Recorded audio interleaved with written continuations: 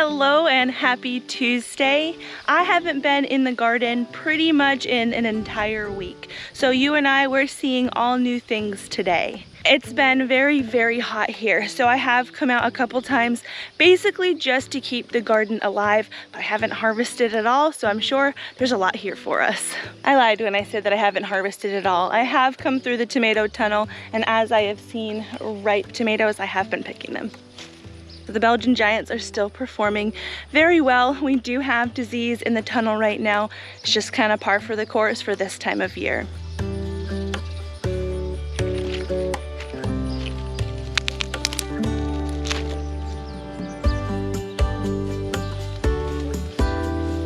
Look how perfect these are.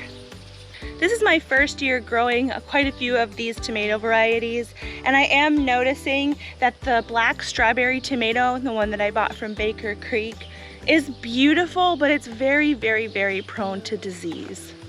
See, the fruits are stunning and they're very delicious, but this plant has a lot of what I'm assuming is blight on it. It's really bad, and it goes quite high up the plant. I have done what I can as far as treating organically with a copper fungicide spray to try and stop the spread. This coming week, I keep saying this every week, but I think for real this time, this coming week, we're getting a decent amount of rain. Rain and wetness and moisture on the leaves really can be a vector for disease and help that disease spread. So probably a few of the tomato plants that are in this tunnel will be pulled out by next week. We'll see, I might change my mind. We're gardening in southwestern Kentucky, zone 7B, and another option that we do have, aside from just tearing out the plants and not having any more tomatoes this year, is to pull off a healthy tomato sucker and root this either in water or in moist soil and essentially restart the tomato plant for a fall harvest. But essentially, I've got a nice healthy sucker here. There are some flower blossoms, and I'll be pulling those off because placing this in water or placing this in soil, my main prerogative for this little plant will be root development. So popping off those fruits will allow the plant to place energy where it's needed, and then we could have Belgian giants all the way until the first frost. And that's something that really only works with an indeterminate variety of tomato plant. Indeterminate tomatoes will make as many branches and tomatoes as the season allows them. And so by pulling off a tomato sucker, you can get an entirely new plant out of it, which really wouldn't be the case if you tried to pull off a determinate tomato sucker. You wouldn't get much out of it at all. I'm sure you can hear the tractor. I'm not sure if you can see him, but our neighbor is feeding hay, and he never feeds hay before October. It's July. He keeps a whole bunch of Black Angus cattle, and I've never seen him feed hay this early. So in this area, we're definitely the newbies. We're the people that don't really know how to farm. We're kind of fumbling along as we go. We've been at this property for 4 summers, and I think we're doing pretty good. But our neighbor, he's been farming cattle his whole life. If anyone's gonna know the dire straits that we're in as far as the drought goes, he's gonna know it, and he's feeding hay. So it's not just in my head. I really wish it was just in my head. This plant here, it's also looking pretty rough. This is another black cherry tomato. They make beautiful fruit, but they really, really are not disease resistant.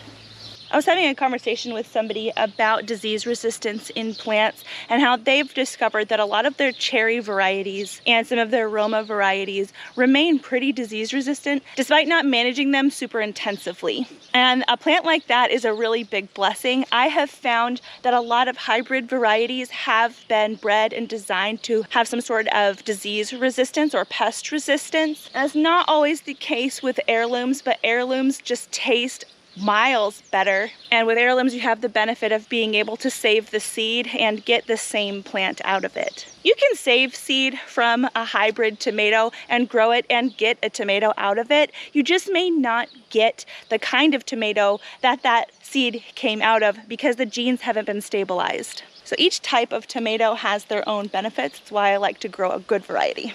These ones here are the Brad's Atomic Grape tomatoes. They're very, very beautiful, but they're decently underwhelming in flavor. So if you're growing this variety and you're a little bit disappointed, I will say that we have had great success in amping up the flavor of this tomato by dehydrating it and eating it that way. It pulls out the moisture, concentrates the sugars, and it's got a really good flavor when you take that route.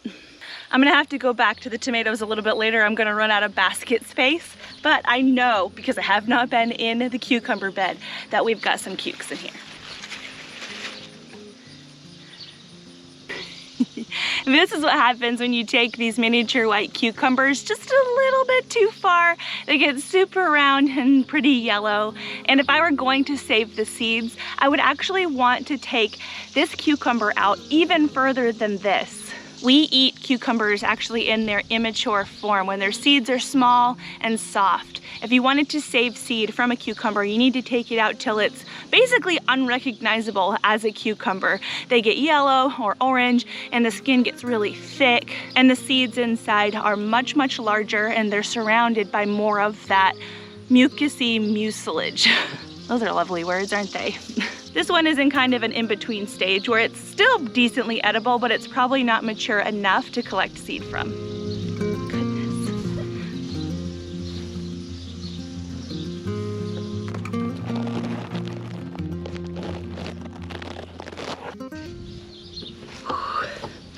Mama's home. Sorry, Mama. Oh my gosh. So we're going to leave the green beans alone again. The baby birds have hatched and Mama's mad. So we'll try sitting one trellis over and seeing if we don't bother Mama Bird too much. I wanted to show you our Slippery Silks pole beans. These are a drying bean that we're trying out this year. Actually, when I initially put this bean in, I didn't really realize that it was meant basically exclusively to be a drying bean. A lot of pole beans you can eat super green before they're really mature enough to be able to save the seed from, kind of like what I talked about before. But this particular bean is not good young. It's super hard, tough, stringy, so it's worth taking out until it's fully mature. And these are what they look like when they're mature. Dry and brown, and inside are these beautiful red beans. See, here's a couple more. So when it comes down to it, we're gonna wait and leave these beans on for quite a while longer, be able to pick the pods like this and shell them inside. That's how volunteers happen. Pretty cool, huh? We're probably not even gonna get a dinner's worth of beans off of this trellis, but it'll be a really cool addition to dinner anyway. Another thing that I'm harvesting now that it's dry and ready is our coriander. So a lot early in the year, I actually planted some coriander seed that we got out of our plants from a couple years ago. So if you weren't already aware, coriander actually comes from the cilantro plant, and it is the seed of the cilantro plant. I've seen somewhere on YouTube where somebody toasts these little cilantro seeds, the coriander, and they say that it smells like Fruit Loops. Does anybody have experience with that? Because I'm gonna try it out someday. And another thing too, if you didn't know that most of the standard Parmesan cheese caps fit on top of the standard size mason jars like a glove. This is actually our first year with elderberries, and I know that the elderberries are not ripe until they're black, and there may even be another parameter that you're looking for in order to not poison yourself, because when elderberries are not ripe, they are poisonous. So I definitely need to do a little bit more research, but I am seeing a significant color change.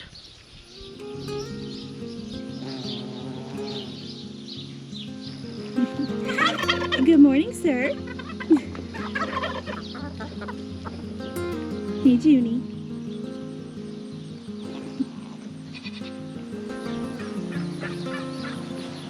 I made a community post the other day kind of showcasing the green ring of grass that's around our greenhouse. This is absolutely drought related. I haven't mowed the grass here in 2 months, and it should be waist high. It's definitely not. The irrigation system comes on in the greenhouse every couple of days and waters for a few hours, and you can see that some of it inevitably seeps out, which is fine. It's just been really striking to see the difference, and it hasn't been this obvious until recently. My camera actually died from the heat at 8:30 in the morning. That's how hot it's been. But we're back in the greenhouse now, and the marigolds have started blooming. I think these ones are called Orange Hawaiian. Real pretty.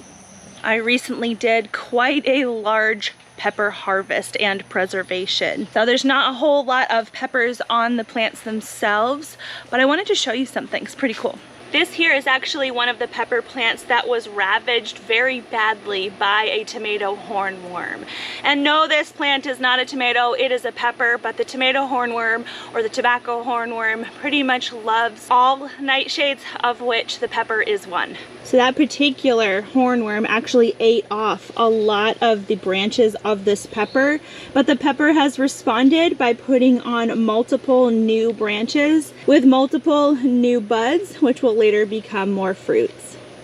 That's happened all along the row here. Anywhere that had a little bit of hornworm damage on it, where the hornworms basically ate off an entire branch, the plant responded by popping out even more branches and putting on even more flowers. We got some fallen fruits down here. It's definitely gotten to be quite the jungle in here. The lone bush bean that we have in here, look at it. Look at how much it's producing.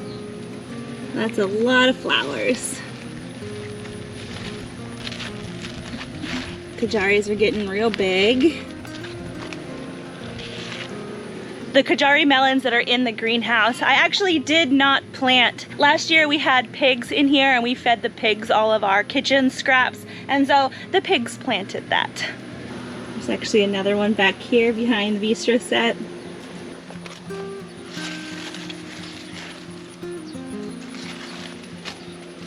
And this is what they look like ripe. And they smell so good.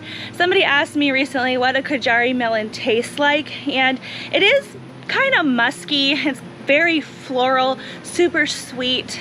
I think if you've ever had a star fruit, it's a little bit like a star fruit in flavor, but like with an obviously melon twist. See, here's a pretty stark difference between ripe and unripe. And very often, which was the case with this melon, they just fall off of the vine when they're ready. I wish you guys had smell-o-vision, really.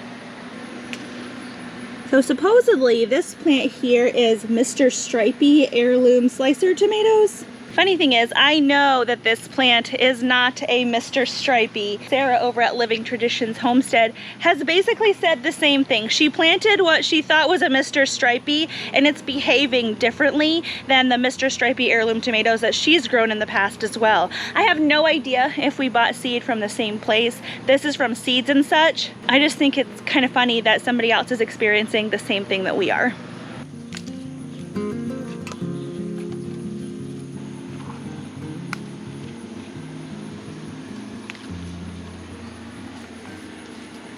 The peppers that had fallen over from the windstorm that we got last week, they're hanging in there. They're still alive. I've harvested quite a lot off of them.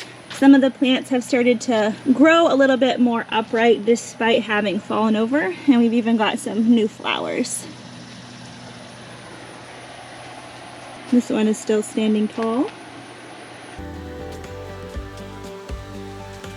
We have harvested so many pounds of peppers and pounds of tomatoes in the last few weeks. My head is spinning. If you're curious about how we preserve all of those nightshades, I actually took two separate videos, the tomato videos right here and the pepper videos down here. If you'd like to watch both, I would suggest you click the pepper video because I link the tomato video at the end of that one. So happy binging.